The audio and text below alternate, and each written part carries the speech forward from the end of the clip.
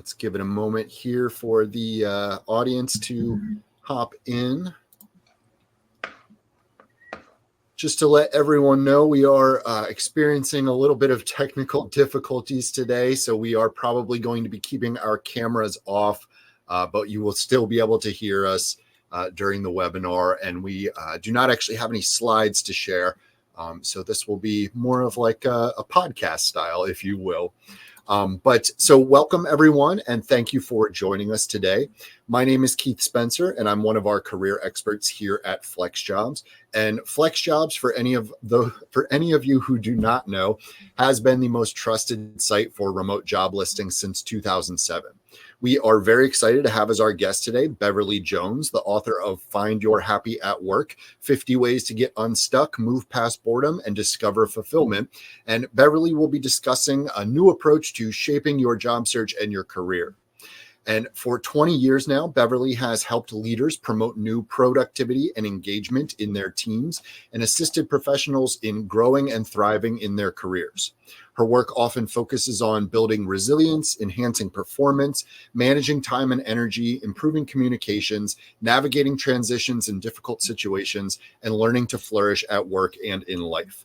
Today, Beverly is here to help us capture the power of connection. But before we turn things over, I do want to cover a few housekeeping items. This will be roughly a 45-minute webinar with a brief discussion with Beverly, followed by an audience Q&A. This webinar is being recorded, and a link to the recording will be emailed to everyone within a few days. If you have a question for Beverly, please type it into the Q&A section instead of the chat section. And you can also use the thumbs up button in the Q&A section to vote up any other questions you'd like to hear Beverly answer, so we can see which questions are the most popular. Chances are good we won't be able to get to every question today, but we are still confident that you'll learn something helpful. So with all of that out of the way, I will now turn things over to Beverly. Welcome, Beverly, and thank you for joining us today. Well, I'm so glad to be back. I always enjoy the work that you do. I'm looking now at the list of folks from all over the world. It's very exciting to be part of it. And what I'd like to do is talk a little bit about what I think really, really matters more than ever in job searching. And you said I'm going to suggest something new. Well, it's one of those things that is so old that it's time to make it new again. And that is understanding the importance of human connection. I think when we first started looking for jobs, most of us probably we went to your teacher or your mother or people you knew, and that's how we found our first jobs very often. And so most of us have some experience, but we've been, I think, overcome by all the technology. But right now, partly because of the technology, it is more important to have human connection than it ever has been before. One of them, of course, is that the technology for getting a job the AI has not caught up with the real world, and you've probably heard lots and lots of people who've tried many places, many platforms to get in, and they haven't been able to because things aren't quite working. That's one thing, but I think there are a lot of other things that are maybe even more significant. One of them is that people are having trouble talking to each other.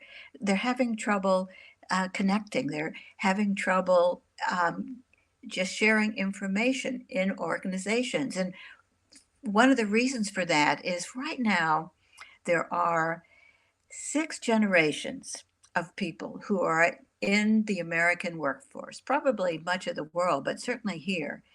That means that we've got people who are in their 70s who are still there, and we've got people who are just out of college, and some of them are still in college. And the way they communicate, not just the technology, but how they look you in the eye, how they find the best way to connect, whether it's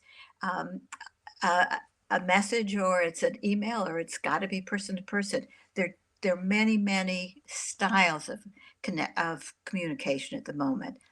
Also, there are a lot of people who have not overcome the COVID experience.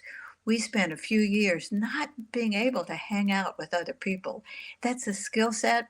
A lot of people came away from um, COVID with less confidence about connecting, and younger people miss the connection that happens at college and high school and all kinds of places at a time that's important in their lives. And I think something else with the wonderful things that remote work brings us and many new opportunities also brings complexity because it used to be that you would probably know the people you worked with, they were in your hometown, but now there's so many different cultures that sometimes unless you're really good at connecting with people you can't get the information from what other people are saying. So it is really, really important to be able to connect. And this has been really the case for job searching, I think, pretty much forever, although we've forgotten it. There's research looking at um, what percentage of jobs have been filled in a way that included some kind of human connection. And the research, and I don't know how they do the research, but the research suggests that it's a huge percentage, more than 50% of jobs that are where, when jobs have hired people, um, more than half of the time, there's been some kind of human connection there. Somebody put a flag on a name, somebody called and checked out a person. An example that happened to me recently is that I got a call from somebody I know who's a top person in a company and noticed that I had been a journalism undergrad at Ohio University, and they were considering somebody who had many years later been the same thing, a journalism grad at Ohio University, and they said, "Is there any chance you'd know this person?" Well, because um, we had gotten to know her when she was an intern nearby, I was able to say yes. And it's not somebody I know well, but I knew about her background. So that happens all the time. I think we get a better idea of the importance of building connection if we think about how human beings developed. Way back in time, our ancestors were hunters and gatherers, and whether you were out in the fields, picking greens, or you were in a group chasing big game, you had to have the ability to work with other people in order to be successful.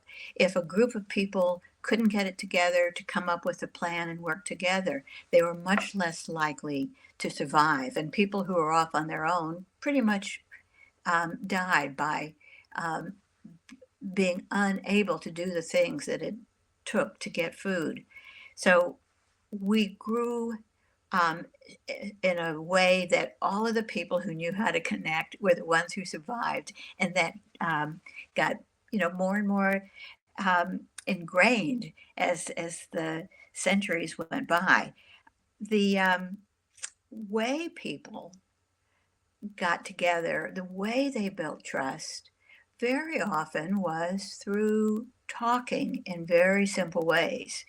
Um, the the way that a lot of us talk and we call small talk is how human beings learned to connect with one another and how they learn to develop trust. So, when you think about any kind of situation where you would like to get to know somebody, a good way to start is with small talk, just letting people know a little bit about you, and particularly asking questions about them. So there's a lot of rediscovery of small talk I've noticed lately. Now the idea of connecting with more people as a way to get a job or to do anything else can be a little bit scary because it feels like it's maybe a skill set that we haven't been exercising all the time lately. But what I want you to know is that you do know how to connect with people. If you're even if you're uh, not an extrovert, if you are an introvert who really likes to be with your own small group, the fact is you're using the same skills for those folks as you need to use for a broader group. When you're talking about job search, it feels like you have to. Sometimes we think you have to go to somebody who's important, who knows the roles and whatever. The reality is that, and again, research shows very often the connections that you have in your social life, the connections you have with your broader professional circles, those are the ones where you find help. People are eager to help, whether or not they're in your job circle or not. So, how do you have more people who you're connected with? Because we know that's going to help. Well, what you do is you practice. You can look at where your connections are. If you're an extrovert, you probably have a close group around you, and then you have your next group of friends, and then you have all the people in organizations you belong with, and then you have maybe your neighborhood. You have kind of concentric circles. Wherever you are and being comfortable about connecting, whether you're really only happy talking with a small group of people, or you're really happy with a big group of friends, but going beyond that is a little scary, give some thought to where that is and just practice going a little bit further. And the way you practice is first you step out somewhere. This might be in real life. You go to a meeting, you go to church, you go to a coffee shop, and you chat to people who are in the next table that you vaguely remember from seeing there before. You take a little step to move to where the people are, and then you address them, which is kind of scary. When I say address them, I just mean maybe you just say, "Hi, isn't it good to be here because it's so cool and it's so hot outside," or whatever it is. You take a little step. You can practice. You can practice every day. You can practice when you're working remotely. You can practice your skills by getting in touch with friends that you haven't talked to for a while, getting in touch with people that you know but you would like to develop a little further. That's another way to connect. So that is um, a lot about connection. To sum up what I'm saying, and that then I think maybe we can hopefully have a conversation. Connection matters more than it ever has when it comes to the job market, when it comes to um, many aspects of work. Um, it's always been important, however, it's just how we do it is different. We've evolved to have the skills. Everybody who's a human has it in their DNA. But now we have to be a bit more cautious or conscious about what we're doing and work at it, and that's going to help our job search. So, um, if that kind of is a good introduction, Keith, I'd love to hear your questions or hear about what directions you might like to go in. Yeah, I think that was a great introduction, Bev. Thank you for that. And we do have some questions coming into our Q&A, which is great. But I have some questions, if you don't mind, just a few maybe to kind of kick us off here. Great. As you know, here at FlexJobs, we are focused primarily on remote, hybrid, and flexible work. So how can remote workers specifically kind of overcome some of those challenges of feeling disconnected from their colleagues? That's a really important question, and there's so many different contexts. But one thing is to um, take every opportunity. We get so wrapped up in the job, in the whatever the meeting is about, that very often you go to a meeting and everybody's just sitting there. If you can maybe arrange to get there a couple minutes early to ask a question, or just be there a couple minutes early and say hello when people come on. If you just can start building the habit of saying hello, of in some way connect with people in the meetings you already have, that's an idea. Another thing is that um, having making a collective decision to have a few minutes of some meetings in which people just touch base and be among those who ask questions of other people. Most people are kind of shy. So, one of the things you can do is you can help other people talk by asking a few questions, and that creates a connection right there. If you ask a non threatening, um, just kind of an easy connection, like, gosh, did you do anything interesting this weekend? Those kind of things are ways to get started. The other thing is to, if you're remote, consider things like telephone calls. Hmm. I find some people really are starting to appreciate them because they're a change of pace, uh, and you're not staring at the same old screen. So using the telephone, even connecting, and something like writing a note.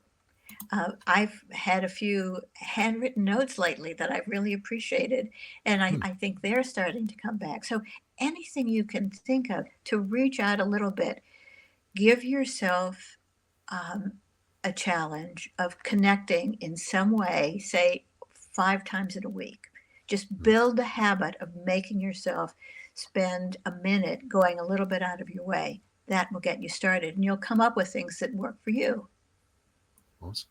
I love those suggestions, Bev. And, with your point about the handwritten note, you mentioned AI earlier. And I think in a world that is getting increasingly permeated by AI in every facet of our life, Yes, you're starting to see kind of that desire for the personal touch and that human touch coming back, which is really absolutely. nice. Yeah. I think that's right. I think people are hungry for feeling like there's a real person listening to me or Hmm. expressing interest in me. That really feels good. Yeah, absolutely. Bev, you, I believe, mentioned emotional intelligence, but could you talk a little bit more about what sort of role emotional intelligence plays in fostering strong connections at work? And if someone doesn't have a very high EI or EQ, how can they develop, their emotional intelligence skills, if you will? That is such a good question, and it's such a big, important thing. I wasn't sure if there'd be time to do it, but I'd love Yeah. to give you some thoughts here. First of all, emotional intelligence um, means if you have that characteristic, it means that you're able to listen to other people, to kind of notice what they need and put your own inner thoughts aside so that you can be fully engaged in a conversation.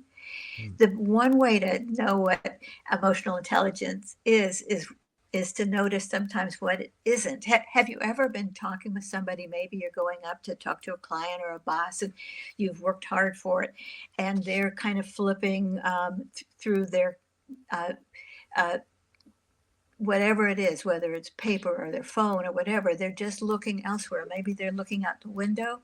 That is a demonstration of not having emotional intelligence. Emotional intelligence means that you pause from what's happening in your life and you really focus on other people. And there's all kind of research saying if there's one quality most likely to lead to career success and career resilience, it's emotional intelligence. So Hmm. how do you get it? Well, you get it by noticing that voice in your own head and putting it aside and listening to another person. And let me expand on that a little bit. Sometimes when you're talking in a conversation, you might be thinking, oh, this person is so boring. I can't think of anything to say. What am I going to have for lunch? We all have kind of these narrations going on in our brain. And what we can do is we can learn to stop that and to refocus and to listen to the other person. And it's kind of like meditation. You have to practice again and again and again. But if you learn to notice um, the voice that is competing with your engagement with other people, that is a huge step. And just learning to notice is enough to have you um, build your emotional intelligence. And a good way to practice, and going back to how do we make things better with remote work? Well, we listen. We really focus. It's so easy to just be sitting there and have your mind drift along. But if you can really look at the person on the screen and listen and be prepared, maybe to make a comment or a question, that is how you're practicing emotional intelligence. Wonderful. Yeah, I really love those suggestions, Bev. Another question that I have in mind before we turn to our audience Q&A here, in terms of job searching, it can be really frustrating if, you develop a relationship, you make a connection, but then, you might not have any updates to share or anything like that. So, how do you maintain those relationships so it doesn't feel like you're, just checking in with someone when you need something? How do you have that productive relationship where you can kind of stay top of mind and it could potentially lead to a job lead down the road? You develop an interest in other people. Hmm. And um, I think when people are worried about what's happening in their lives, maybe they're worried about losing a job or wanting another job or whatever it is, it's easy to kind of not be so interested in other people. But if you can think about, when you think about a person who you would like to be in touch with for job search reasons, um, after you've thought about him, don't think, what can this person do for me? Try to get a sense of where that person is. You might look on LinkedIn or other social media to see what they're up to, and then find a way to connect that isn't a request. Hmm. You might see that they just did a speech somewhere.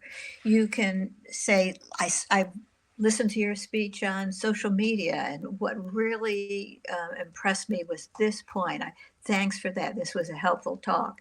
So you can compliment them, and it's got to be authentic. But that complimenting them is a way.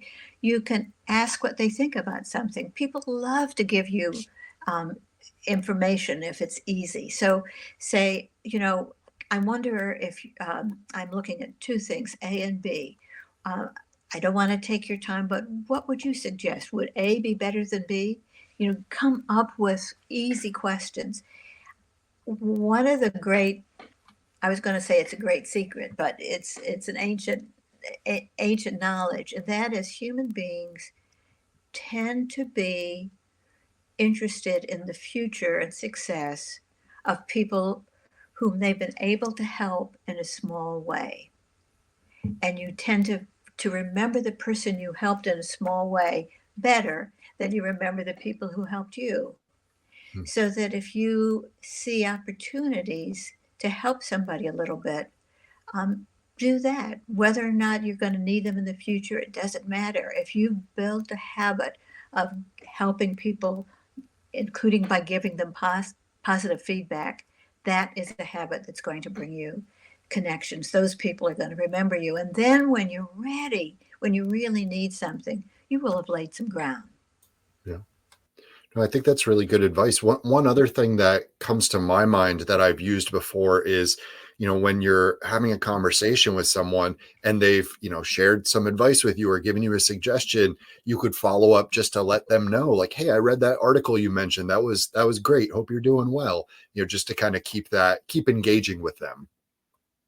All right, I missed some of what you said. I had a little technical difficulty, but um, I think the what you said that on keeping connected is really a part of successful life these days, and it can happen in a lot of different ways. I started at some point around New Year's, years and years ago, making a list of people who I want to be aware of this year. Um, when my career was so busy, I felt like I was just thinking about work all the time. I thought I need to think about people who I'm. I don't want to lose in my life, and I need to send them a note or have a copy or something like that. So for me, when I was trying to build the habit of staying more connected, I needed a list and I needed to look at it throughout the year, and I would add names or I'd check things off, and I found it felt so good that it was one of those habits that I was able to develop without a lot of trouble. Because if you develop the habit of connecting, by really trying to find out where the other person is and just kind of um, chat or send a note or think about them even, um, I think that it can help your ability to stay connected with a wide range. Yeah. I love that idea. I think I'm actually going to start doing that myself, creating that list. That's a really good suggestion. Turning to our audience Q&A. So our first question here that has the most number of upvotes.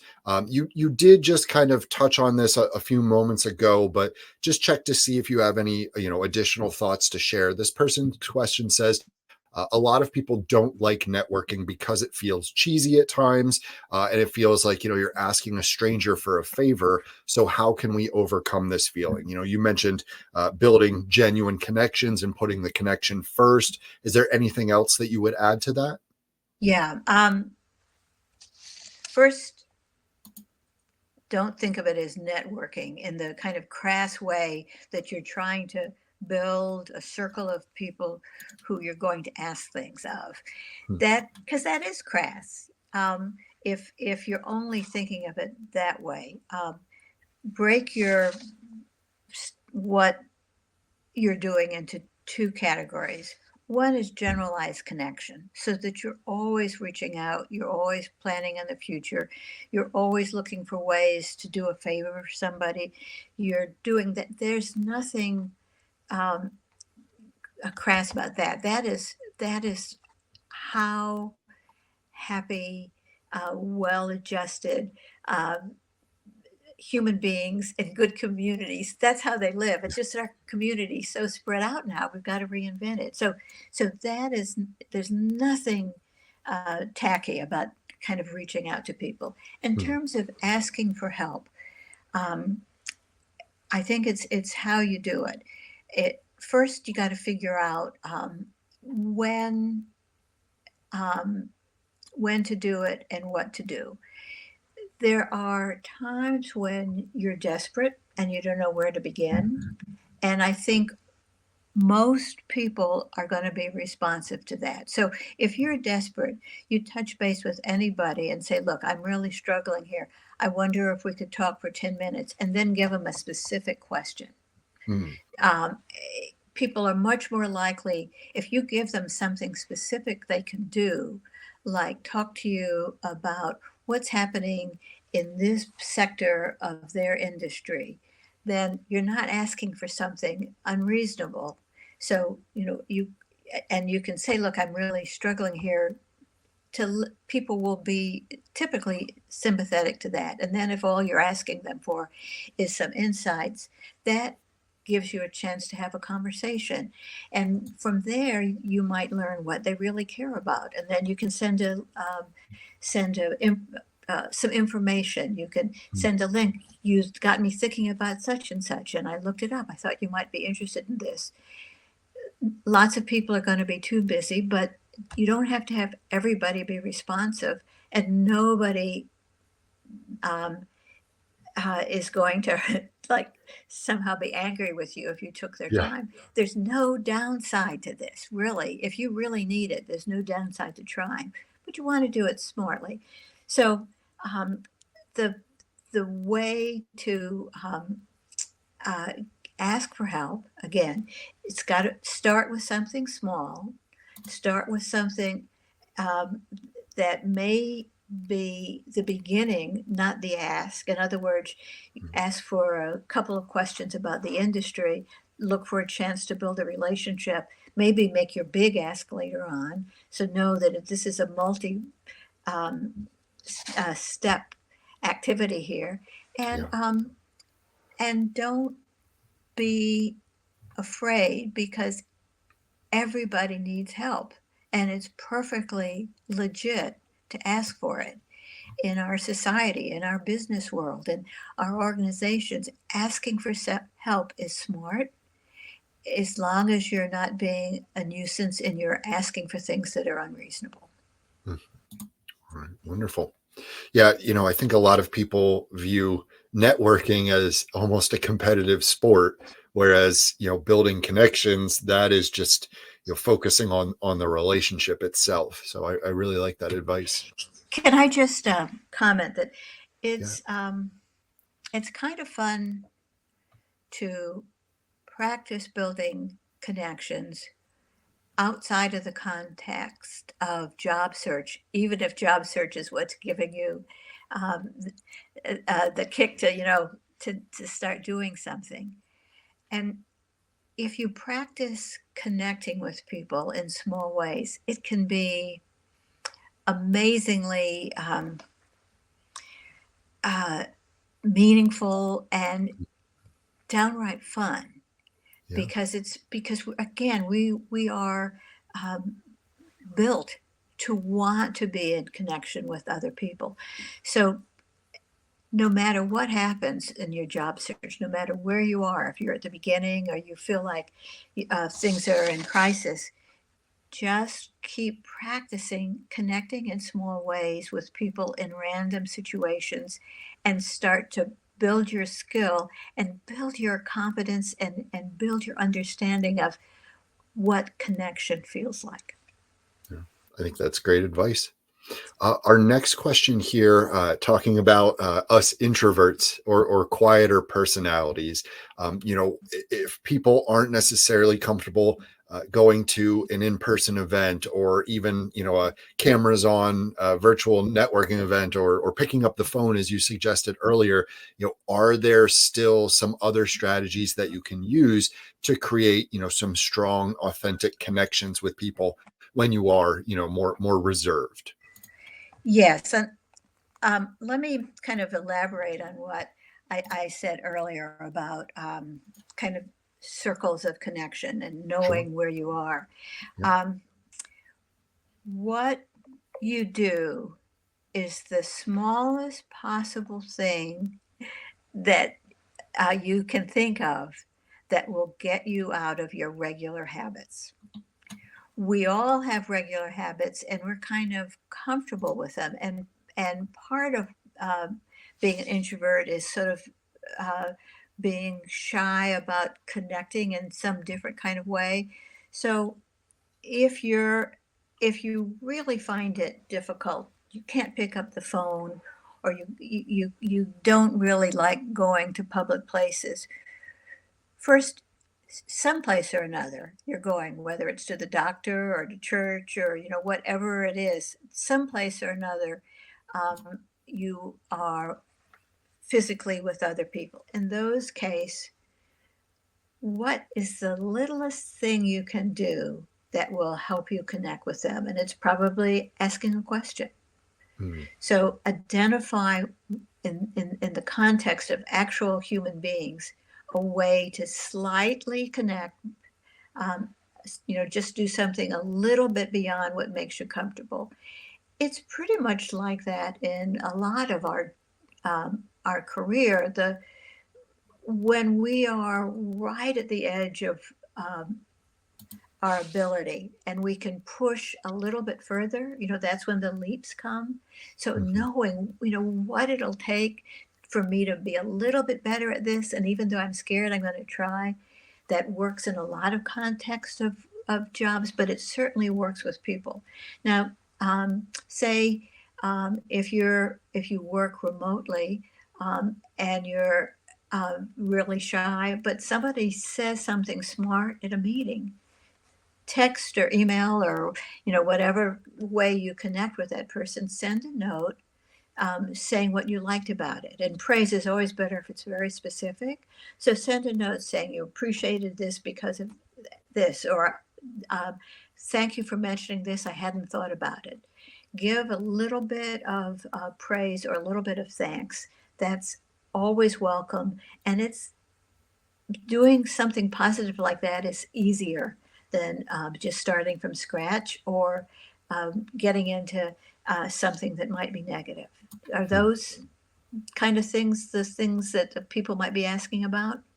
Yeah, I think that's really good advice. And just to share some personal perspective here, I have found, because I do consider myself to be a fairly introverted person, your advice on asking questions has been transformative in my ability to talk to people. Because if you ask questions, then the pressure to speak is off of you and it turns to the other person. And lots of people love to talk about themselves and their career and where they've been. So, asking questions is a tip that I rely on frequently.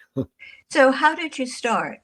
I mean, how have you're very good. I mean, this is obviously, you're very polished. This is your job. You know how to do it. But how did you learn how to ask questions? So that was something that kind of clicked for me when I first started working in higher education. That was where I kind of got my feet wet in terms of career development. But we would have, as most colleges and universities do, a lot of alumni events and networking socials and things like that. And as a representative of the university, I for my job I had to get out there. I had to talk to people, and I found that alumni in particular, they wanted to talk about their time back at school and what they're doing now. And, they weren't necessarily interested in what the staff at the university was doing. They wanted the opportunity to talk about themselves, which is nothing wrong with that. That's perfectly fine. That's why we invite them back. So that's where I kind of learned that that was the approach to take. And it wasn't necessarily something that I was doing to benefit myself, but just to make sure that everybody was having a good time at these events. So, Well, I think um, that is a good example. And it also, I'm glad you mentioned alumni because that is a wonderful place for people to start. It doesn't even have to be, college. It can be people who used to live on the same street yeah. or worked for the same company. There is a desire for people to connect with others in their tribe. I mean, Mm, going back to um, our hunters and gatherers, it was life and death for them to know who was on the same side, who they could trust. And people still are always thrilled to discover that somebody is in their circle. That they share something. So when you make a cold call um, as a start, you can start by looking up. Again, LinkedIn can do it, and probably your university or whatever. You've got ways to find out who are the people who you worked with 10 years ago, or who are the people who work there now that you haven't met. Get that information and say, I noticed that you're doing such and such. I used to work there. I used to go to school there. I always follow people at such and such. I'm working now on this, and I have a couple questions. Um, would you give me 10 minutes so I can ask questions? And once you've connected with people, they're much more likely, and the connection can simply be a shared organization or a shared experience or a shared location. yeah, absolutely. When you have that shared connection, it's easy to kind of use that as a foundation for the conversation or the connection, the relationship. So, yeah.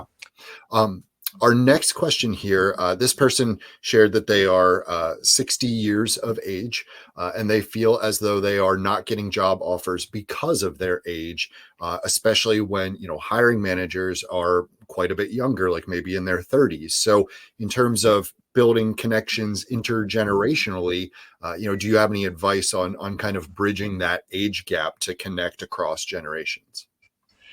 Yes, I do.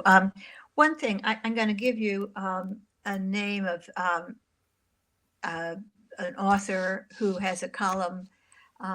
She's prolific, and that's Carrie Hannon, KerryHannon. That's Hmm. also her website. Carrie has been writing about these issues, oh gosh, for 20 years. And I think she knows, she's probably the most articulate person I know in the country. But um, what um, uh, I've heard her say, and we've had many conversations, is that yes, there is ageism. There's kind of been more of it lately, it feels like. There are lots of situations where people are um, considered to be less than technically capable and for no reason. All that's true. However, there is good news out there. The two good bits of good news is that in some cases, because older people have human skills, they can connect, they can talk, they can look in the eye, they can do all of those things. They're empathetic. Some um, organizations are now taking a fresh look and they're looking for the human skills that older workers have. So that's a good thing. And the other thing is the reason why there's so much ageism very often is that people have incorrect views of what older people are capable of. And you can address those by going through a list of things. And these are the lists that Carrie's written about a lot, but a couple of things I will mention. One is you've got to keep learning. You've got to keep learning about your field and other fields. And one assumption is that older people aren't with it, they're not keeping up. Hmm. Um, if you are staying um, aware of what's happening in your field or the area you're interested in, that can help you get past that barrier. Another one is I think there is a concern that older people are not going to be healthy. They're not going to come at work. They're not going to work as hard. Simply by managing your own fitness is one of the ways as you get older. And I know because I'm one of the older ones, I know that it sometimes feels like it's more work uh, than just doing the work is staying fit. But that's what you have to do. But look at Carrie Hannon's material. She's got several books that talk about how to do that. Okay, wonderful. So this next question, we've kind of already touched on, but this person is asking, are there any overlooked ways to connect with people in a remote or virtual environment? I know you mentioned, just picking up the phone and giving people a ring. Is there any other sort of strategies in a virtual environment that you would recommend? Well, it's difficult to generalize, but Mhm. there are. Um, I think the starting point is to look at your organization, try to stand back a little bit, and come up with an understanding of how people in this organization actually connect. Hmm. And it might be that some people are really using an in house channel of some sort that you haven't bothered with. It, I, I, I think ask the people who you do know how they connect. Look at the materials from HR or whoever talks about communications. Every organization has its own system of communication, and sometimes in the olden days it could be the bar on Friday where all the bosses went. There are equivalents. How are people in this organization staying in touch, and how can I do it more like them? I think is the starting point. Know that every culture has its communication approach. Hmm. Very good. And then, Bev, I think we have time for maybe just one more question here. This is a tricky question, but I think it represents a very common frustration for a lot of people, especially job seekers. But this person is saying, if human connection is supposed to be the focus, why do so many employers and recruiters still operate in such a cold, transactional way, showing little real interest in actually building any connection with people? Because it's their job. That is, somebody has hired them to set up systems, to collect the data, to come up with, all of the information. Those people are doing their job, and they're not going beyond their job. They're not being very productive. The Just because the system it isn't right quite yet. We have a lot of organizations which have put in the technology without developing the culture to use it. Just because people aren't doing it perfectly doesn't mean that we can't find a way to connect. It means that we can be the people to learn how to do it. We can find ways that work for us. Everybody else is in the same situation that you are with the cold, um, the AI world, but we all have ways that we can find to interact with someone. Very good. Well, I think that is probably a good stopping point for us, Bev. I want to thank you very much for marathoning all these questions with us today and providing so many good insights. We do have some of your links in our handouts here in the webinar, but do you want to let attendees know where they can find you and hear more? Well, LinkedIn is a good spot, and if you just put in Beverly E. Jones, um, I think that'll get to me. Okay. Executive coach, and Awesome. that's a good spot. Well, wonderful. Well, thank you again, Bev, for joining us today. I really enjoyed our conversation. I enjoyed the opportunity to build a connection here with you today. Thank you to all of our attendees. And on behalf of FlexJobs and our Career Experts team, I do wish you all the best of luck in your job search. Take care, everyone. Thank you. Bye.